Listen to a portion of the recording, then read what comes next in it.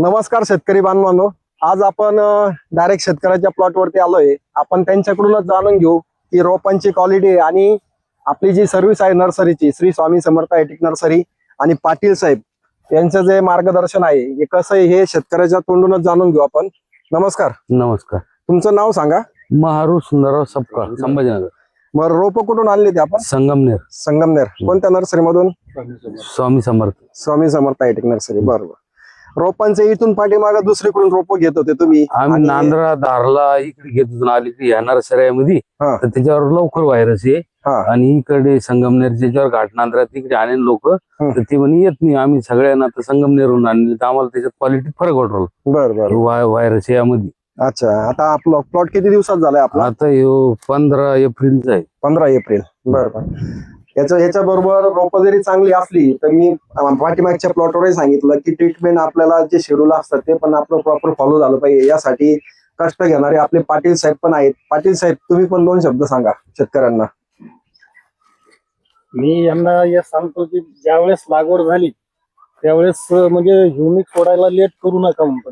आपलं कॅन आणि वरच DFG आहे आणि ब्लॅक रूट मी त्यांना दुसऱ्या तिसऱ्या दिवशी सोडायला देतो। त्याच्यामुळे काय होतं, ते खालून जे मुळ्याची गाठ येते किंवा मूळ गुंडाळून बसते ती बसत नाही आणि झाड फ्रेश राहतं। माझ्या मुळ्यांची वाढ झपाट्याने होते। बरोबर, धन्यवाद। आता इथून पुढे तुमच्या भागातले जे शेतकरी आहेत त्यांना तुम्ही काय सांगू इच्छितात?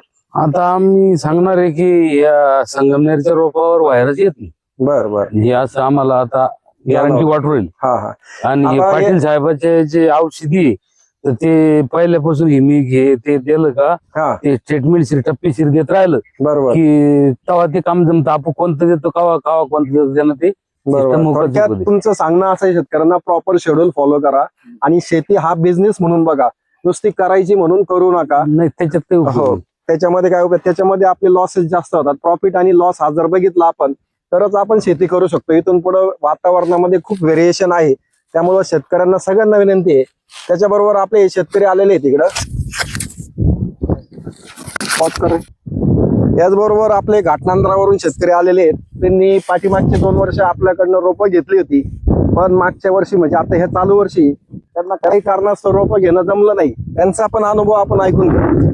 सर, तुमचं नाव काय? माझं नाव सुरेश बाबूराव मोरे, घाटनांदरा, तालुका सिल्लोड, जिल्हा संभाजीनगर। बरं, पाठीमाग कसे रोप घेतले? मी 2 वर्ष यांच्याकडून रोप घेतल्यामुळे मला खूप प्रतिसाद मिळाला आणि या वर्षी काही आर्थिक अडचणीमुळे मी यांच्याकडून रोप नाही घेऊ शकलो। माझ्या आज मिरचीवर अटॅक आहे आणि रोप सुद्धा वळू राहिली। रोप सुद्धा आता तुम्ही तुमचे रोप आणि ही प्लॉटचे आपले वर्षीचे रोप याच्यामध्ये लय मोठा फरक वाटला मला। फरक शेतकऱ्यांना काय सांगू इच्छिता तुम्ही? मी तेच सांगणार आहे की बाबा मी फसलो आता तरी तुम्ही नका फसू, पण चांगली क्वालिटी पाहून समजा रोप घ्या। बरोबर, धन्यवाद शेतकरी बांधवांनो। यांचा पण अनुभव का ऐकला आपण, कारण शेतकरी प्रत्येक वेळेला नवीन नवीन काही ट्राय करत असतो। नवीन ट्राय करण्याच्या नादामध्ये आपल्याला प्रत्येक वेळेला सगळ्याच नर्सऱ्यांकडून चांगली रोपं येतील असं काही नाही। कुठूनही मी प्रत्येकाला सांगतो रोपं कुठूनही घ्या, फक्त एकदा क्वालिटी आणि खात्रीशीर रोपं जर तुम्ही घेतली, बघून जर घेतली तर तुमचं होणारं नुकसान होणार नाही होणार नाही आणि भविष्यामध्ये आपल्याला त्यातून आणखी चांगली प्रगती करता येईल। धन्यवाद।